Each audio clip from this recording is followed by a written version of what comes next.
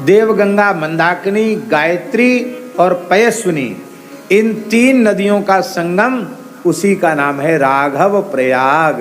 क्या नाम है? राघव प्रयाग। राघव प्रयाग नाम से वह विख्यात होगा।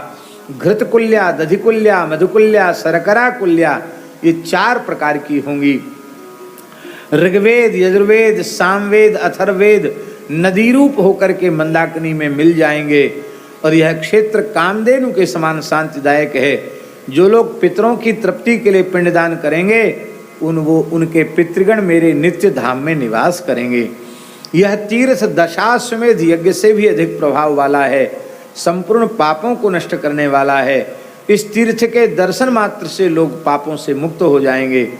आचमन करने से राजसूय यज्ञ का फल प्राप्त हो जाएगा। और कहते जो फल्गु तीर्थ में, फल्गु तीर्थ गया धाम में है, उसमें स्नान करने से जो फल होता है, बृहस्पति का दिन हो, माने गुरुवार हो, पुष्य नक्षत्र हो, द्वादशी तिथि हो, व्यतिपात योग हो, और उस समय कोई राघव प्रयाग में श्राद्ध कर ले, ब्रह्मा जी भगवान कह रहे हैं, तो कहते वह अपने संपूर्ण पितरों को मेरे धाम में प्रतिष्ठित कर देगा, इसमें संदेह नहीं है। करोड़ों गुना फल श्राद्ध तर्पण का ऐसे मुहूर्त में यदि कोई श्राद्ध तर्पण राघव प्रयाग में करे तो उसको प्राप्त होगा। और एक साधन तो इतना अच्छा लिखा है, इतना बढ़िया लिखा है। अब क्या करें, इसमें अंत में लिख दिया कि ये सब बताने की चीज नहीं है, गुप्त रखो, गुप्त रखो, गुप्त रखो, ऐसा लिखा है इसमें अंत में। लेकिन अब जब बोल रहे हैं तो सब लोग सुनेंगे और अधिकारी लोगों को उसका लाभ होगा। एक बड़ी सुंदर बात लिखी राघव प्रयाग के संबंध में।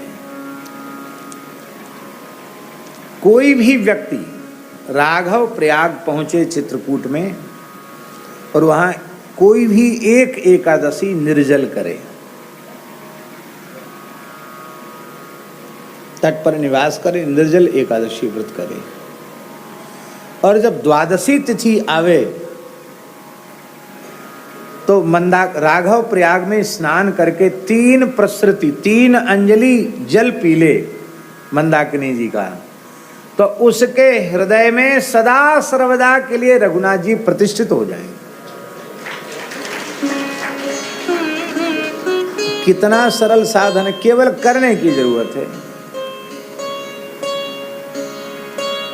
कितनी बढ़िया बात, पढ़ते मन ललचा जाता है।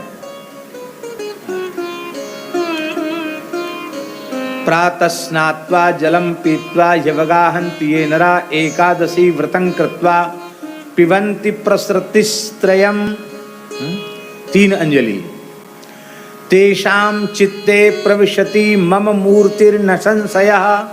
उनके चित्त में मेरी मूर्ति प्रतिष्ठित हो जाएगी, इसमें संदेह नहीं है। और एक विशेष बात लिखिए, अनुपास्य संध्याम काले यत् पापम काल लोभजम क्षणेन तदपाकृत्य ज्ञानवान जायते द्विजः। समय से ही संध्योपासन करना चाहिए, लेकिन काल का अतिक्रमण संध्योपासन में हो जाता है, वह दोष है। उस दोष की सर्वथा निवृत्ति राघव प्रयाग में स्नान करने से, संध्या करने से, और उस दोष की निवृत्ति हो जाएगी। ज्ञानवान हो जाएगा ब्राह्मण, उसको तत्व ज्ञान हो जाएगा। 4 वेदों का अध्ययन करने से, अष्टांग योग के अभ्यास से और संपूर्ण तीर्थों के स्नान से जो पुण्य प्राप्त होता है, वह पुण्य राघव प्रयाग में 3 दिन निवास करने से प्राप्त हो जाता है। राघवम प्राप्य प्रयाग राघवम प्राप्य सर्वम तीर्थोत्तमोत्तमम तत्पुण्यम समवाप्नोति त्रिरात्र मुषितो नरा। केवल 3 रात्रि निवास कर ले, उसको प्राप्त हो जाता है। एक बार भी तर्पण संध्योपासन पितरों का श्राद्ध करता है, वह ब्रह्मलोक में पूजित हो जाता है।